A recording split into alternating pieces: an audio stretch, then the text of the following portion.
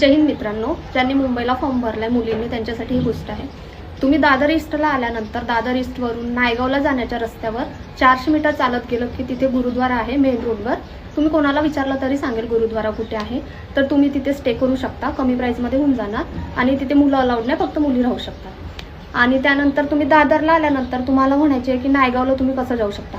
तर दादर ईस्टवरून नायगाव फक्त 15 ते 20 मिनिटाचा रस्ता आहे। तुम्ही पायी चालत गेले की पायी जाऊ शकता। तुम्ही मॅपला सर्च करू शकता की नायगाव परेड ग्राउंड किंवा हॉकी ग्राउंड पण सर्च केलं तरी चालेल।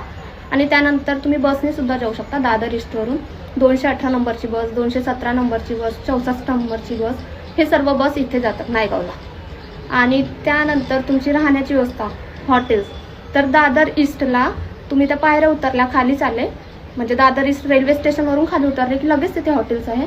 कोणी पण तिथे विचारतील पण तुम्हाला की तुम्हाला हॉटेल्स पाहिजे का, हॉटेल्स पाहिजे का, तिथे जवळच हॉटेल्स आहे। आणि